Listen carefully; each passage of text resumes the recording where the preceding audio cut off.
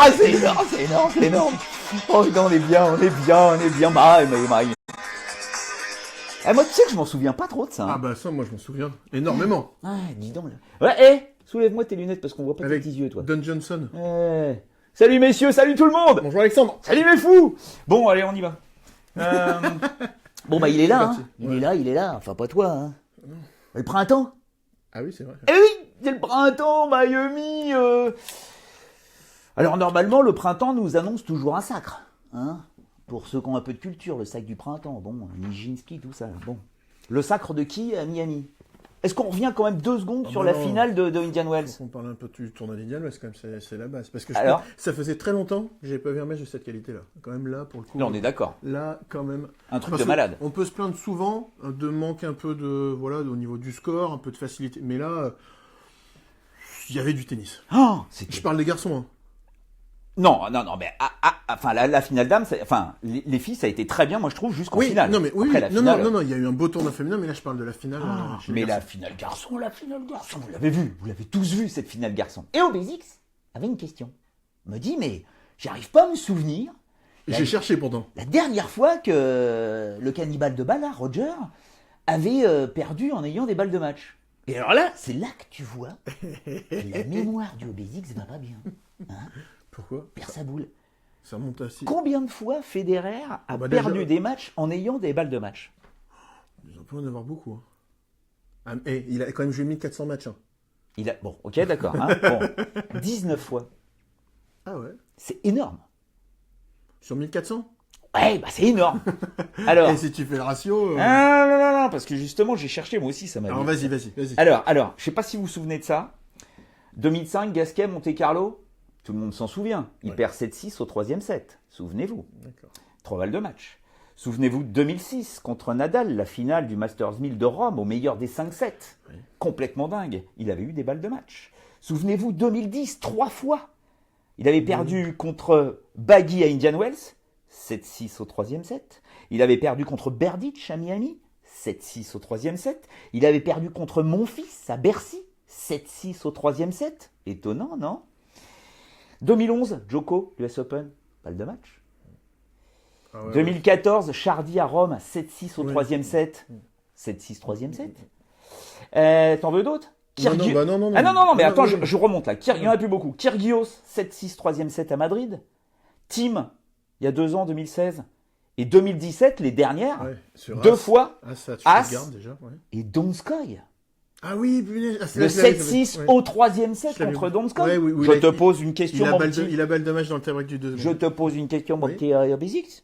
Dites donc, il n'aurait pas un petit problème, notre Roger, dans le... Non. Bah attends, les deux doubles fautes, fautes dans le tie-break du 3e. Non, je pense qu'il n'a pas de souci à conclure. Maintenant, il y a 2 choses. Un, c'est de conclure je reviendrai contre un Del Potro.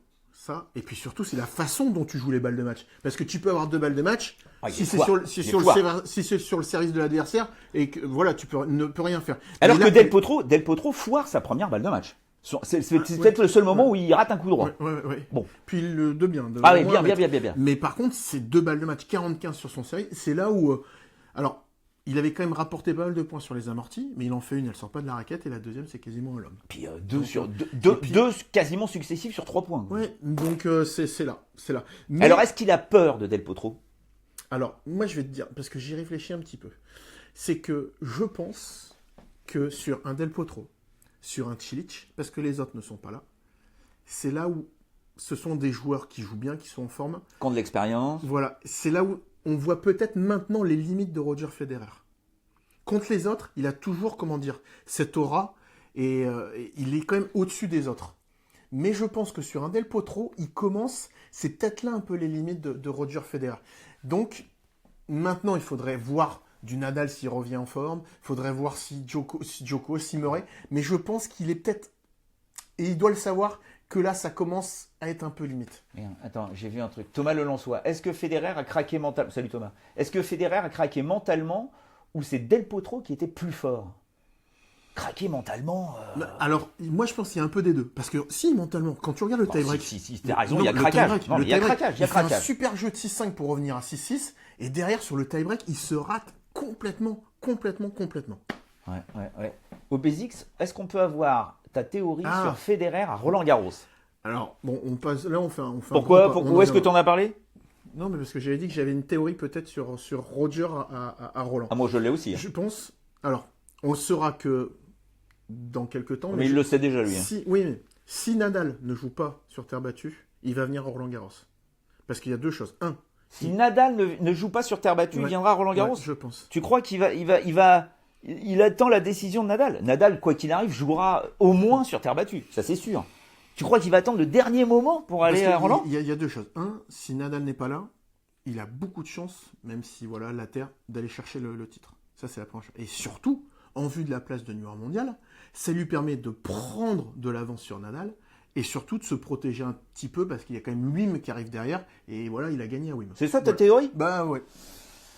Vas-y, donne la tienne. Je vous donne la mienne. Je pense qu'il va venir à Roland-Garros. Vraiment, je crois qu'il va le faire. Alors, Paganini, lui, ne veut pas. Hein. Sachez que Paganini ne veut pas que Federer rejoue sur terre battue. C'est pas une boisson. Non, c'est celui qui le prépare physiquement depuis qu'il a 12 ans. Quoi. Donc, voilà. Et lui ne veut pas que Federer rejoue sur tennis parce que son genou, vous vous souvenez que cette arthroscopie qu'il a eue là, c'était quoi? 2016 Bah ouais, 2016. Voilà, le genou est fragilisé et Paganini a vraiment fait une étude très très précise sur la terre battue. C'est pas bon pour lui. Donc il ne veut pas qu'il joue sur terre battue. Mais Federer, il veut. Parce que Federer, il sait que cette année, il est en pleine bourre. L'année prochaine, il ne sait pas du tout comment il sera. L'année dernière, il voulait pas. Il voulait pas y aller sur terre battue parce qu'il savait pas ce que ça allait donner par la suite. Mais bon, il a un ascendant psychologique sur pas mal de monde là en ce moment. Nadal reviendrait. S'il revient. Thiem reviendrait. S'il revient. Wawrinka ne sera pas là. Ou alors, de toute façon, il ne faudra pas compter sur lui. Murray ne sera pas là. Djokovic, on ne sait pas où il en est. On ne sait pas où est-ce qu'il en est. Donc ça veut dire que tous ces gros là, tous ces gros dinosaures là, potentiellement sont là, oui, mais est-ce qu'il vaudrait quelque chose sur Federer? Je pense que pour lui, c'est sa seule chance cette année de venir à Roland, de ne pas être ridicule. Mais après, il peut tomber sur un Schwartzmann. Hein. Bon, c'est compliqué, mais pour moi, il peut gagner Roland-Garros cette année et seulement cette année. Alors, moi, je viens. Moi, je vais vers ma théorie. Maintenant, tu fais la saison. Quentin qui dit Thiem à Roland-Garros n'aura pas d'adversaire à sa mesure. Thiem, il est 4 semaines dans les dents, là. Déjà. Sans jouer. Et Thiem, dans la tronche. Oui, puis c'est un genre de Nadal où il a besoin de temps de jeu. C'est comme les cyclistes, il faut qu'il ait des bornes. Donc lui, il faut qu'il tape dans la balle. Maintenant, pour Roger, après, on est quand même qu'en mars. Et il a dit qu'il donnera sa décision réellement juste après Miami. Mathieu Girard, donc après Miami, coupure jusqu'à Roland, je pense. Je pense qu'il ne jouera pas. Oui, mais Roger n'a pas besoin de jouer. Mais dans un autre truc. Il s'entraînera. Dans un autre sens. Tu fais la saison qu'il a fait l'année passée. Est-ce que tu te dis, je vais quand même aller jouer sur terre battue? Parce que tu gagnes Wim, tu vois. Non mais regarde, tu ne fais que Roland. Tirage au sort. Encore une fois, le tirage au sort de Miami, c'est un peu le même qu'à Indian Wells. Effectivement, pour lui, sa partie de tableau, elle est quand même assez simple. On va en reparler. Mais toujours est-il que, imagine à Roland, bon, allez quoi, il va être en 8e. En 8e avant de jouer une grosse merdasse, quoi. 8e. Deuxième semaine. Donc 2e semaine, il sait que physiquement, il peut tenir des matchs au meilleur des 5-7, il est prêt pour ça. Il sait que psychologiquement, il a un petit avantage sur pas mal de monde, et tout le monde aura peur de jouer Federer. Tout le monde aura peur de jouer Federer, parce qu'il va révolutionner le jeu sur terre battue. C'est-à-dire, si jamais il fait un peu beau, il n'y aura pas d'échange. Par rapport à ce que tu dis, il y a aussi l'aspect où si son préparateur physique lui dit, si tu joues sur terre, potentiellement, il suffit que tu aies des matchs un peu durs et tout ça, tu peux trop faire mal au genou, ça veut dire que t'empiètes sur toute ta fin de saison. Bien sûr. Tu vois ce que je veux dire? Ah, mais c'est pour ça que c'est compliqué. Mondial, hop, tu vois? Ah, mais même, il joue peut-être sa carrière. Parce que s'il vraiment se refait mal au genou, allez savoir ce que ça peut engendrer. Et il l'a dit, lui, la blessure, il n'avait quasiment pas eu, donc il n'en voudrait pas une autre. Mais Paganini ne veut pas, lui veut. Est-ce que c'est la raison qui va l'emporter ou purée, cette envie incroyable qu'il a. Ou alors, où tu as raison, c'est qu'il fait l'impasse sur tous les... Après, il connaît sa force. Il jouera pas les tournois d'avant. Il sait qu'il a 2-3 tours pour se mettre dedans. Ouais. Et puis surtout, il ne jouera pas les tournois avant, parce qu'il ne veut surtout pas, potentiellement là, se faire mal. Empiéter Et surtout se faire taper par un Ramos Vignolas au 2e tour de Rome, qui, s'il le joue à Roland-Garros, va se dire, bah attends, c'est bon, je vais le taper le Roger. Non, vous me voyez pas. Vous me voyez pas, mais quand j'arrive... T'imagines le bordel que c'est quand il arrive. Là, il est allé faire sa pub, la Leisure Cup à Chicago. Mais c'est la révolution dans la ville. Mais c'est dingue. Donc, à un moment, si Federer dit « je viens à Roland », mais c'est comme si je sais pas moi, si les Beatles se remettaient à chanter. D'ailleurs, toi, tu as eu une présentation, il n'y a aucun journaliste qui a posé la question à Guy Forget hier, à la Fédération française? Non, c'était pas, on n'était pas là-dessus. Puis, de toute façon, c'est... Guy pense qu'effectivement, ce serait bien qu'il vienne. Lui, il dit pas Roger vient, mais il se dit que voilà, il y a quand même pas mal de chances que Roger vienne cette année. Okay. Il a raison. Bon, ok. Et s'il perd en demi-finale en 4 heures contre Thiem et se blesse pour une... Oui, je suis d'accord. Mais vous êtes Federer. Vous avez 36 balais. Vous êtes en forme. Vous gagnez. Vous êtes numéro 1 mondial. Vous serez tête de série numéro 1 ou tête de série numéro 2 à Roland-Garros. Les autres sont pas là. Dans un an, imaginez que dans un an, Nadal soit revenu au top. Que Djoko soit revenu au top, que Murray soit là, que Wawrinka soit là. Donc tu reviens un petit peu sur ma théorie de dire que les autres sont pas forcément en forme. Ah oui, et que si Nadal on ne sait pas où en est Nadal. Non, mais je crois qu'il s'en fout de Nadal. Non, mais que Nadal joue ou pas, c'est pas son problème. Mais il sait très bien que Nadal n'aura pas la préparation qu'il a habituellement. C'est-à-dire que bon, Nadal. Alors Nadal, moi je le vois beaucoup, mais je le vois pas sur un court de tennis. Je le vois beaucoup en bassin, il fait beaucoup de natation, il fait pas mal de vélo, mais je le vois pas taper la balle.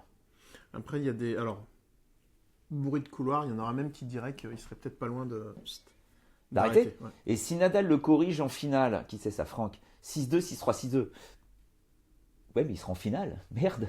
Enfin, il aura quand même fait finale. Il aura fait finale à Roland. Après, est-ce que lui se contente d'une finale ou d'une demi-finale à Roland? Et s'il fait finale à Roland, et que ce soit pas Nadal qui le batte en finale, vous imaginez le capital de points qu'il a ensuite pour finir l'année à la place de numéro 1 mondial? Bon, on a quand même voilà. On a pas mal dévié. On a hyper dévié. On est en mars, on a encore de la marge. Oh, c'est le printemps. Même si normalement il doit annoncer quelque chose après Miami. Je suis sûr qu'il non. Il gère au mieux son capital physique. La terre battue est particulièrement en termes d'entraînement physique et tactique. Et oui, c'est compliqué pour lui, ça c'est sûr. Wawrinka à Roland 2018, moi ça m'inspire. Mais non, mais Stan, il sera jamais prêt. Moi, je vais te dire, il faut qu'il joue. C'est très simple, il faut qu'il joue à Roland comme il joue sur dur. C'est pas se prendre la tête. Mais bien sûr. C'est pas se prendre la tête. Je n'y crois pas trop. On est dans l'euphorie, mais Roger cherche à gagner Wim cette année. De quoi on se souviendra? Federer, attention, il pense à l'histoire. De quoi on se souviendra? Que Federer gagne un 9e Wimbledon? Alors qu'on sait que Nadal a gagné 10 Roland-Garros? Ou est-ce qu'on se souviendra de Federer qui regagne Roland-Garros une 2e fois à 36 ans? Effectivement. Moi, je dis Lilian Aliassime. Alors, d'ailleurs, il a perdu au 2e tour des qualifs. C'est dur, c'est dur pour lui. Attends, il a 18 ans. Ouais. C'est dur. D'ailleurs, félicitations à Calvin Henry aussi, qui est sorti des qualifs pour la première fois en Masters 1000, alors pas de chance. Oh, le tableau pourri qu'il a. Alors le Calvin, premier tour, il joue un autre qualifié. Oh super, Kokinakis. Qui était wildcard une fois de plus. Et s'il passe, derrière c'est Federer. Ça pique. Mais bon, vous voulez qu'on parle du tableau comme ça, en gros? Alors en gros, tu réagis. Moi je ne vois ni Federer ni Del Potro en finale. Moi, je vois Federer plus Federer que Del Potro. Je pense que Del Potro, physiquement, il va commencer à piocher un peu avec Acapulco. Derrière, il ne faut pas oublier que Del Potro, depuis quelques temps, il se ménage quand même pas mal. Il fait il stoppe son planning. En plus, là, il est allé au bout. Moi, je le vois pas aller au bout sur cette semaine-là, sur ces 10 jours-là de Miami. Del Potro. Del Potro, même si Federer plus. Alors, Federer, je rappelle, Federer, pourquoi pas, Verdasco à Miami. Attention, après, ça pourrait être Carreno Busta. C'est de la merde, ça. Ouais, mais ça inquiète pas. Après, il y aura Anderson. Ça, c'est plus embêtant. Et j'avoue que je ne vois pas Federer aller en demi-finale. Je le vois même pas en demi-finale. Et alors, vous Ah, allez tu le dire, vois... Non, mais attends, faut quand même dire, tu le vois perdre sur Carreño Busta. je le vois perdre sur Carreño Busta. En 8e. Ouais. Donc, non. Moi, je le vois au moins... Et je vois une demi. Alors, mais parce que tu vois, à chaque fois, pour une fois, imagine que j'ai raison. Je vois une demi Anderson-Querrey. Quand tu vois que Sock, il joue pas bien, t'as Coric qui vient de faire une demi-finale. Ouais. Mais bon, après, non. Moi, sur le haut, je vois bien Federer. Difficile sur Anderson. Et c'est là où peut-être il peut piocher, il peut peut-être perdre sur Anderson. Mais Querrey, pourquoi pas? T'as Parce raison. que la partie basse du tableau de Federer, hein, jamais de la vie. J'en étais sûr que vous alliez devenir dingue. Dans la partie basse du tableau de Federer, c'est Zverev. Alors, c'est ce que j'ai dit. C'est ce que j'ai dit avant Kebisken. En ce moment, il est mécanique et pour moi, il va avoir une saison très très difficile. Kebisken, c'est la dernière fois que c'est un Kebisken. Vous savez aller après?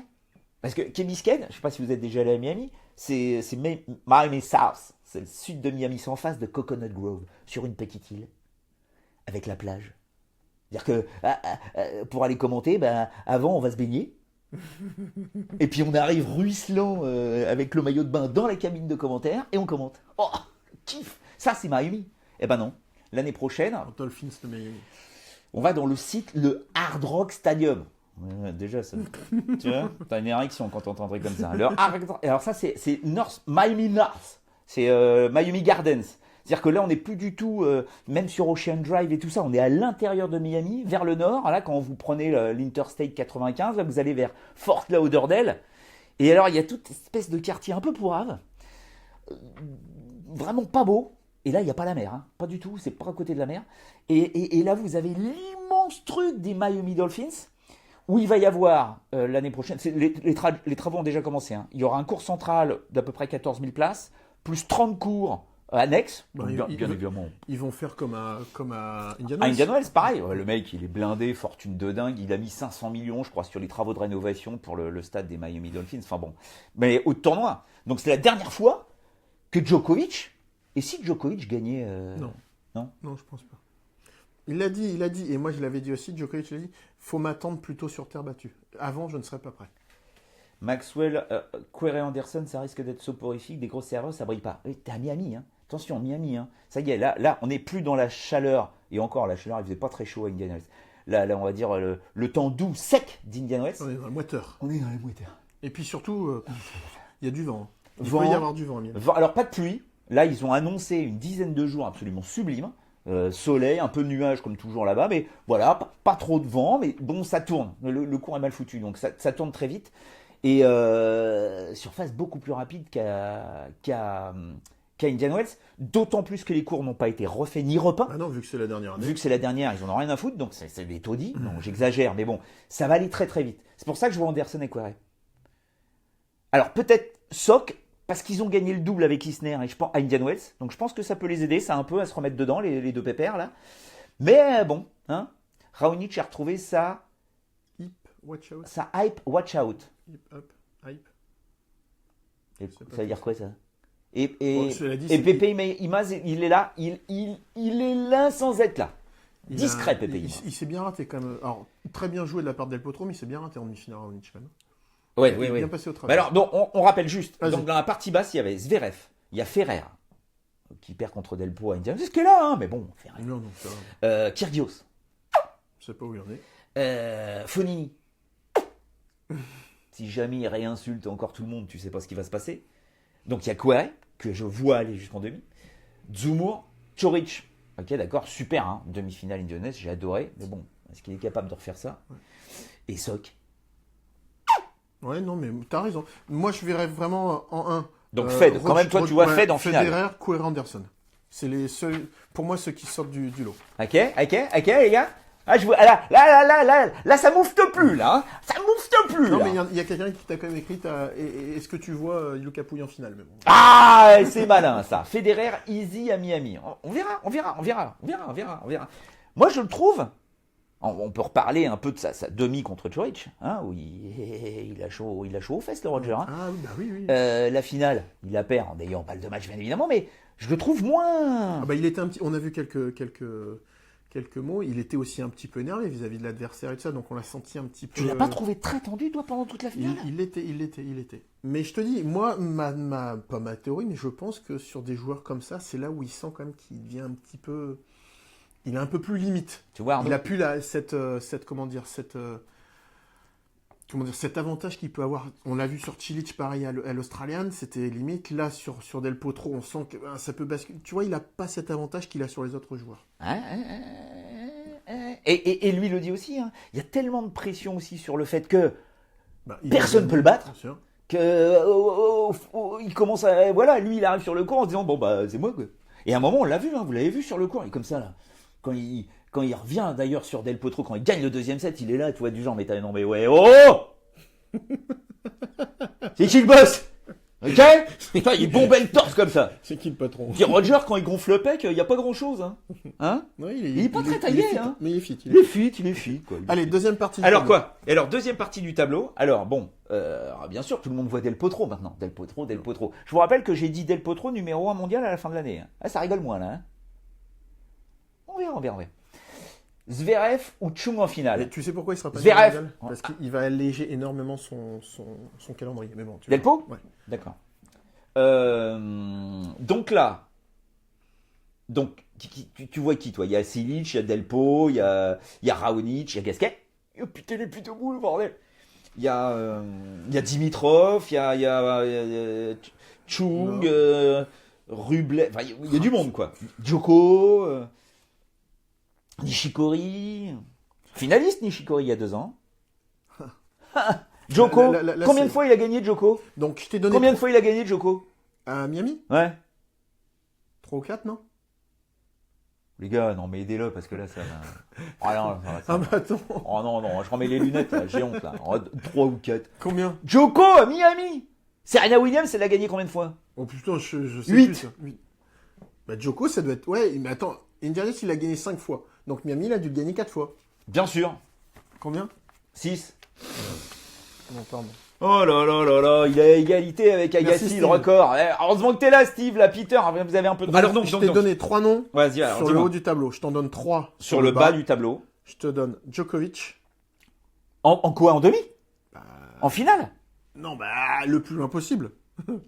Non, mais moi, je veux la demi du bas du tableau. La demi, punaise. Djokovic en demi?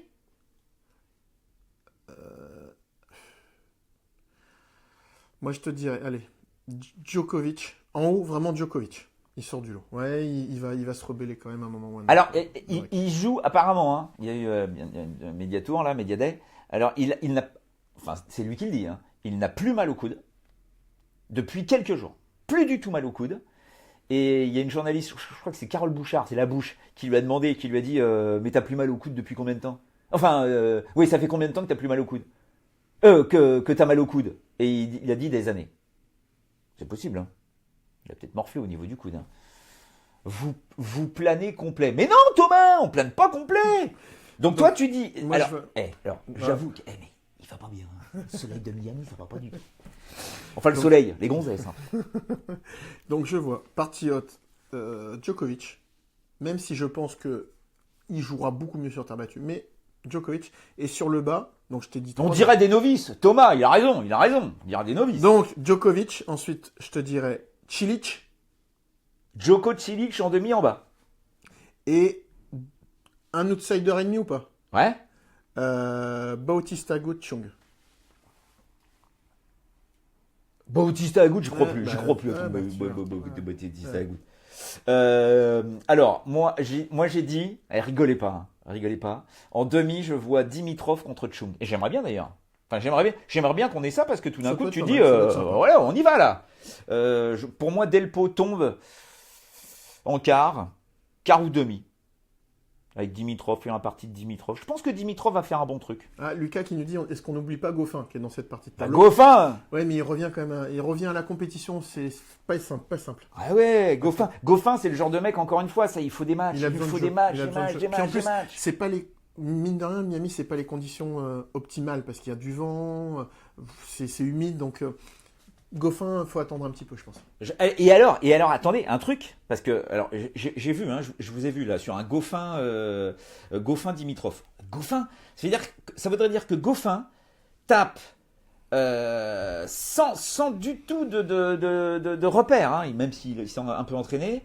Feliciano Lopez qui a un peu chaud patate en ce moment, qui adore jouer à Miami parce que Feliciano, il y a la chicane aussi, il adore, hein. Ça le rend complètement fou. Hein. Et derrière, il y a Chung. Moi, je vois bien Chung. Qui joue pas mal. Alors Chung Bautista Agut aussi, ça peut être chaud, ça. Par contre, il y a un truc. Si Chung il va aller un peu plus haut, il a vraiment du travail à faire. C'est au service. Parce que s'il ne progresse pas au service, il ne pourra jamais aller gêner les meilleurs. Christophe, il dit Benoît, tu sens rien. Ouais, bon, et alors?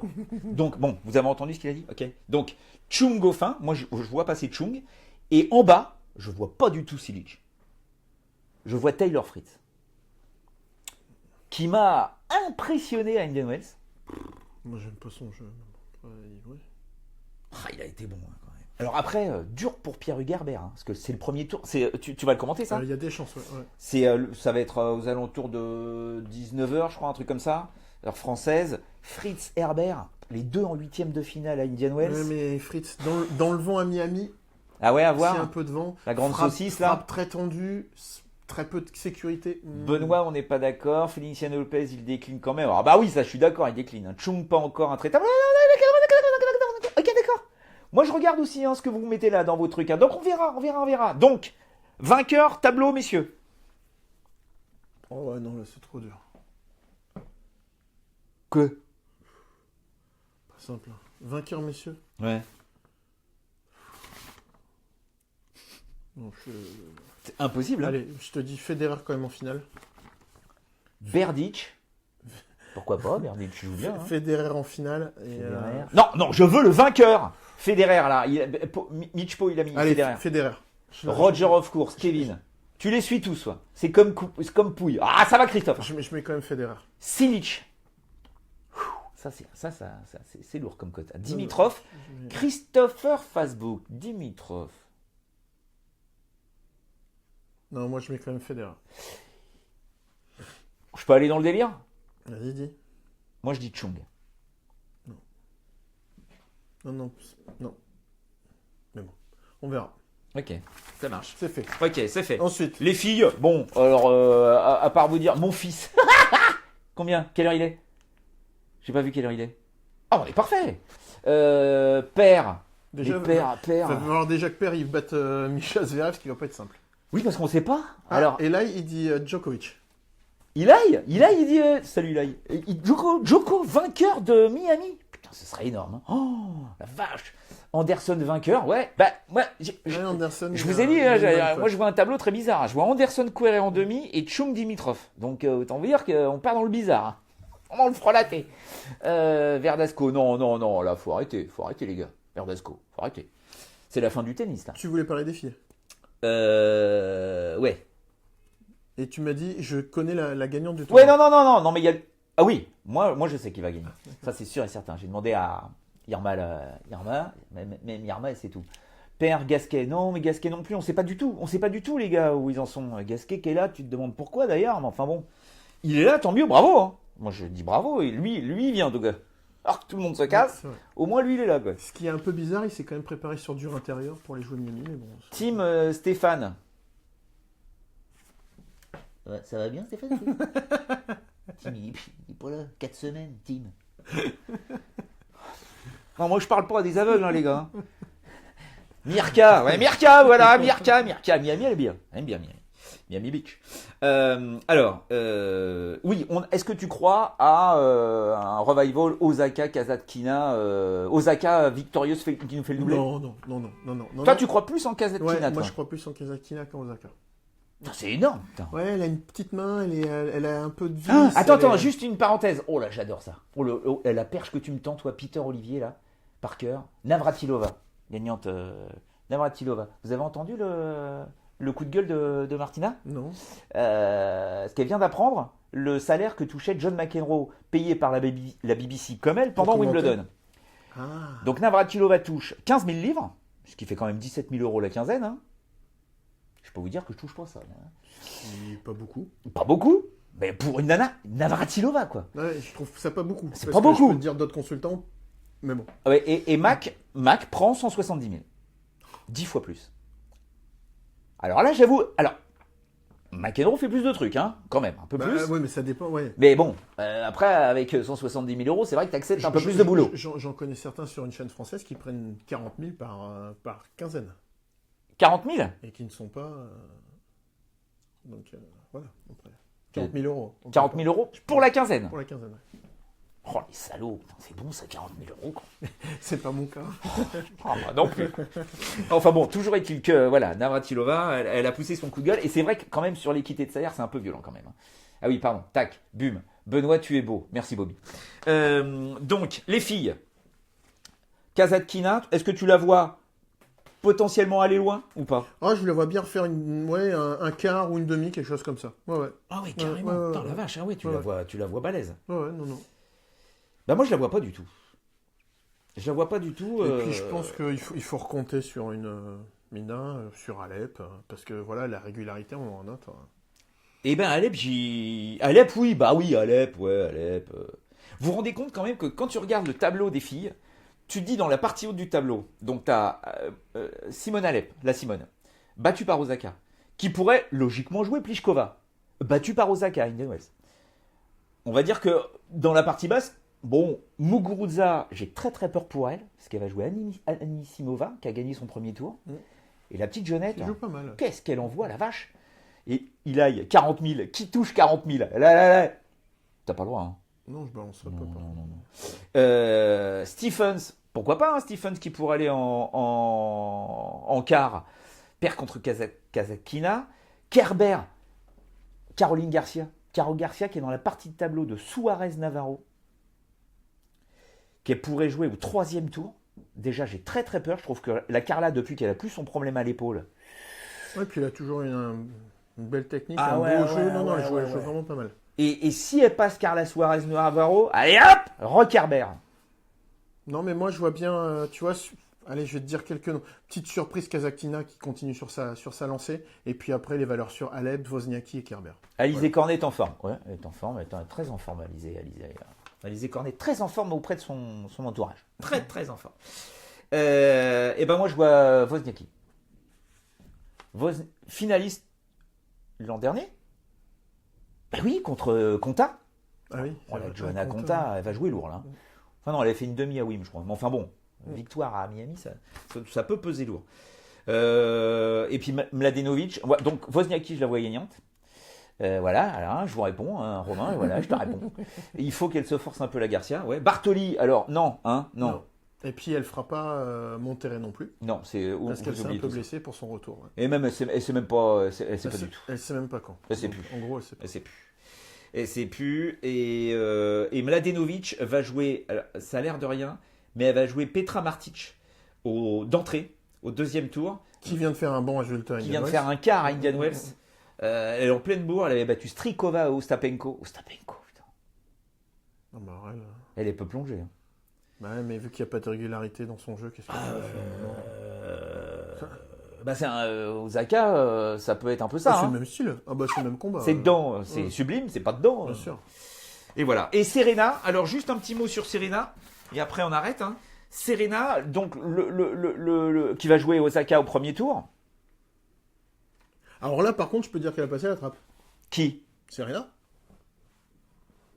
Bon, de toute façon, et si elle passe, parce que imaginons l'autre est fatigué, c'est parmi de sa victoire, machin et compagnie, je sais pas. Derrière, c'est Svitolina. Pas simple. Et alors là, effectivement, revient cette discussion sur le fait que, comment se fait-il que Serena Williams ne soit pas protégée, n'ait pas de protected ranking, c'est-à-dire le classement protégé. Alors, je rappelle la règle, il y a plein de gens qui posent cette question, ça marche pour les blessures, ça ne marche pas pour la maternité, enceintes. Pour les femmes enceintes, celles qui vont un coup. Azarenka, quand elle est revenue, je trouve ridicule. C'est ridicule. Donc, effectivement, ça gueule de partout. Parce que je vous ouais. rappelle que quand même, là, elle a arrêté, est une numéro 1 mondiale. Hein. Voilà, elle est combien 400 Elle est 480, ouais, enfin, je sais pas quoi. J'allais dire 75. Enfin bon, ouais, un truc comme ça. Donc, alors, soi-disant, la WTA, effectivement, devant... Alors, Azarenka, tout le monde s'en cognait le coquillard. Un coquillard. En revanche, pour Serena, effectivement, on va changer les règles. Donc, en 2019... Effectivement, logiquement, la WTA va revoir ses règles et donnera un classement protégé aux femmes qui mettent au monde des petits des charmants bambins. Elle a l'intention d'en refaire un et de revenir jouer. Et parce qu'elle veut faire plein de bambins. Serena veut faire des bambins. Elle veut une grande famille. Hein. Comme chez elle, hein, vous vous rendez compte qu'il y a du monde. Voilà, mais qu'est-ce que tu me ramènes au générique, ça y est, toi tu coupes. Ah non, mais c'est la fin, voilà. Ouais, vous voyez le genre du mec à Miami, quoi. Miami Vice avec lui, on va pas faire un épisode. Hein. Attends, il y a... Azarenka, il y a piscine, là. Il y a piscine. Oh, ouais, voilà. Alors, les loulous, c'est... Alors, juste un tac. Tiens, je te pose une petite colle. Allez, je te pose une colle. Le résultat du meilleur français à Miami. Je vous attends là. Richard. Qu'est-ce qu'il y a Putain, le pitomou là. Faux. Alors, meilleur résultat d'un français à Miami. Ah, tu l'as vu? Un mot sur Alizé, alors non. Ouais. Hein? Pourquoi tu vois qui, toi, à Miami? Hein? Tu vois qui, toi, à Miami? Le meilleur français? Ouais. Ah mais non, dans l'histoire du tournoi. Mais c'est Seb Grosjean. Ah, c'est bon. Ah, ouais, non, attends. Allô, attends, mais de toute façon, ils ont tous répondu. Vous êtes morts de rire. Vous êtes mêlés, mecs. Non, je croyais que tu me disais là pour cette édition. Gros Jean. Ah oui, Dodin. Ah, Dodin, l'énorme, la Dodin. Alors, Dodin abandonne en qualification. T'as fait mal à la cheville. Et puis, hop, comme il y en a une qui s'est enlevée du tableau, le kilouseuse. Ah, je peux jouer. Bah oui. Alors Dodin qui va jouer, attends parce que ça m'a fait rire, elle s'en prend une sévère. Hein. Si elle passe le premier tour, Alep. Là, ça peut lui faire. Mais vous savez qu'elle peut gagner, hein. Elle est tellement dingue. Enfin bon, après, allez savoir. Ok, donc Grosjean contre Krajicek, bien sûr, 99, j'y étais, je commentais, on était en maillot de bain, on était cool. Mouillé. Allez, remettre générique. Attends, faut que je le remette. Allez. Et là, il y a toutes les poupées qui passent en maillot de bain. On n'a pas eu le droit de les prendre. Elle voulait pas parce que Julien, il voulait pas donner de l'argent. Oh, c'était dur. Et bon Miami. Canal Plus Afrique pour ceux qui sont en Afrique. Ouais. Ouais. TV Winamax le vendredi, là c'est à 18h demain. Non, vendredi. Sans filet. Sans filet. Et puis des vidéos, des belles. Allez. Ok. Bon Miami. Ciao.